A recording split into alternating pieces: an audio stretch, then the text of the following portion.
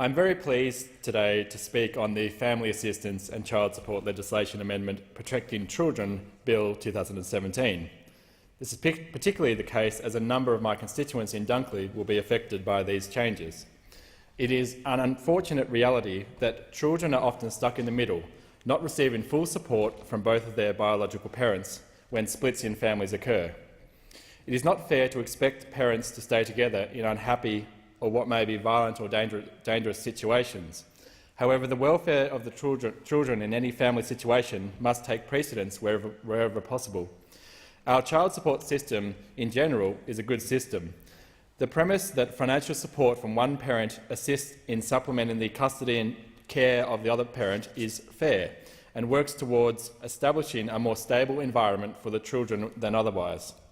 We have a responsibility in this place to ensure that safety nets and institutional measures are in place to ensure that no child slips through the cracks. All parents' primary concern should be to ensure that their children have the greatest support and, where possible, stability to enable them to grow and learn in an environment that is conducive to their needs and aspirations, something I know well, having my own 2-year-old daughter along with my wife. However, regrettably, this is not always the case. I am absolutely a believer, Mr Deputy Speaker, in small government, but the government is also in place to provide a safety net for those who are unable to provide for themselves, and to provide opportunities for those who commit such time and dedication as to care for children to ensure that they receive assistance from those who have a shared responsibility in also doing so. It is crucial to ensure that our child support institutions and legislation do that and can be implemented to secure the best outcomes for parents and children. Mr Deputy Speaker, this legislation fills critical holes in the existing legislation by making several amendments. Firstly, regarding child support amendments, it introduces a range of improvements to the processes and time periods over which changes to children's care arrangements are made. The extension of the interim period that applies for recently established court-ordered care arrangements should see positive changes to the transition of arrangements, providing incentives for the parent to increase their share of care of the children to participate and take an active role in family dispute resolution. Most parents involved in child support arrangements behave responsibly, but I have seen discussions with a number of constituents that it is easier to get caught up in how things affect the individual and not just the child. It would be a positive outcome to bring all parties to the table wherever possible, and this legislation seeks to achieve better cooperation and thus better care for the children in question. Mr Deputy Speaker, I have a number of examples of where these changes would have made a real difference to a number of my constituents. For example, my office has been recently dealing extensively with a person called Brett, a constituent of mine who lives in Frankston.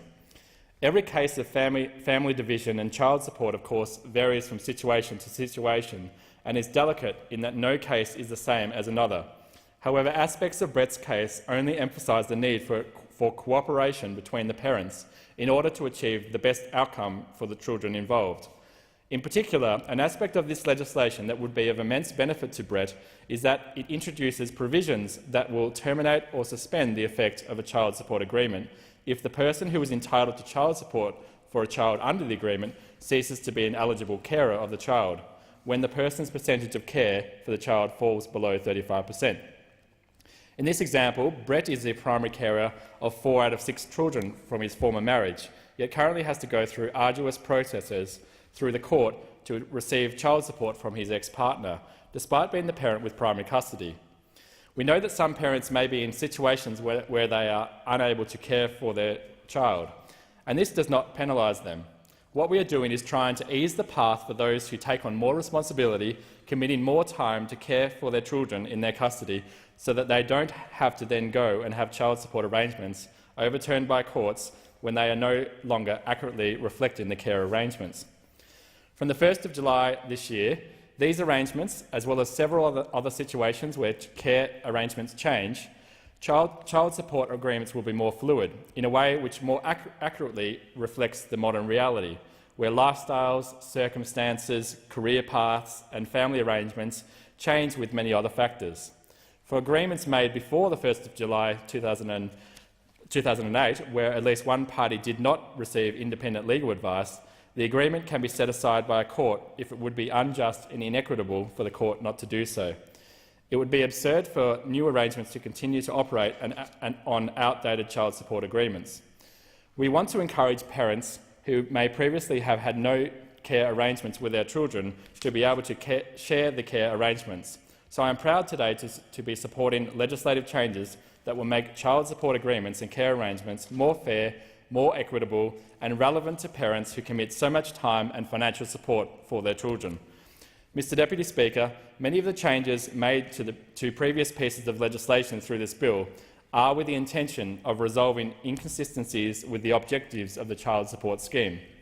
I spoke earlier about the importance of child support, something with which I know all members of this House are in agreement. But I stress that through this legislation we can fill some of these holes and make the scheme more seamless as parties to agreements transition to different stages of their lives. I would encourage my colleagues on both sides of the chamber to support this legislation with their vote and keep at the forefront of their mind that these changes, each different measure and requirement, are all with the aim of improving the system that is there to look after children who often end up caught in the middle. Mr Deputy Speaker, another example from my electorate is from a person called Amanda. Amanda is a constituent of mine with whom I've been engaging since June last year. Amanda has been fired in the system for 9 years. She experiences financial difficulties and struggles as a single mother, yet does not receive sufficient child support payments from her child's father. As is so frequently the case, there are numerous claims and complications in this matter, and as it is still unresolved, I will not presume to know all the answers, but will continue to do all that I can to see the system improved. It is important to remember that there are always children involved in these situations, and it is their welfare and their support that is at stake when you delve to the heart of the matter. And it is for them that we try to make family assistance and child support a more functional and fairer system for all. I sympathise with Amanda's situation and would very much like to see it resolved. Should the changes to the Child Support Assessment Act 1989 and the Child Support Registration and Collection Act 1988 succeed as laid down in this bill that we are debating today, we will be closer to a fairer and more functional system and may see a number of child support disputes cease as a result. This specific bill is a response to recommendations 8, 12 and 22 from the Standing Committee on Social Policy and Legal Affairs report From Conflict to Cooperation, Inquiry into the Child Support Program. And in responding to the recommendations of the committee, I am glad to be a part of the process to make our child support system more fair, more equitable and ultimately more supportive of the children. I look forward to continuing to work with constituents like mine, such as Brett and Amanda, to see their disputes resolved and hope that, through this legislation, fewer situations like theirs arise. Mr Deputy Speaker, I primarily wanted to discuss Schedule 1 in this bill, as child support is something that is so topical and tends to cause a great deal of stress, and therefore draws much attention amongst my constituents in Dunkley. But flying under the radar for those who are unaffected by it on a day-to-day basis are the family tax benefit amendments contained in Schedule 2, which I briefly wanted to address. While the no jab, no pay policy predates my time being here, it is something that I am proud to continue to represent. Schedule 2 of this bill changes the structure of penalties for families on income support payments who do not meet the requirements for their children's immunisations. Mr Deputy Speaker, we understand on this side of the House that families on income support are in this position because they are in need of the payments. However, the importance of keeping up to date with immunisations cannot be understated. Immunisation coverage rates for 1 to 5-year-olds at June 2017 had reached more than 93%, nearing the critical level of 95% to provide what's known as herd immunity. It is important that all children who can receive immunisations do so to protect and cover those who can't, so that children who are allergic to vaccine ingredients or others are still surrounded by children who are immunised, leaving no chance that they may contract an illness that may be debilitating to their health and development. The Turnbull Coalition Government proposes that, rather than withholding the Family Tax Benefit Part A end-of-year supplement, that approximately $28 per child will be withheld from their fortnightly Family Tax Benefit Part A payment instead, to provide a constant emphasis on immunisation requirements, rather than risking the need to be silent for 51 weeks of the year. I must stress, however, that the value of the reduction is the same as is currently imposed on families whose children do not meet immunisation requirements, but rather will operate in a timelier manner than the existing measures. Reducing fortnightly payments rather than withholding the supplement at the end of the year, as is currently the policy, will serve as a regular reminder to parents to have their children's immunisation requirements up to date. We have seen, Mr Deputy Speaker, that since our government introduced the No Jab, No Pay policy on the 1st of January 2016, immunisation rates across Australia have increased across all three target groups of 1, 2 and 5-year-olds. Following the introduction of these policies, more than 210,000 families have been incentivised to immunise their children, demonstrating that these compliance measures are indeed effective.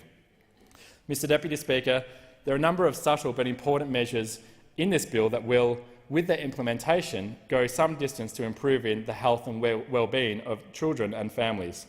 One of the Turnbull Coalition government's long-standing priorities is to support families, and through this legislation we are committed to improving the financial support in the case of separated families and maintaining their resistance to serious illnesses by incentivising families to vaccinate their children where possible.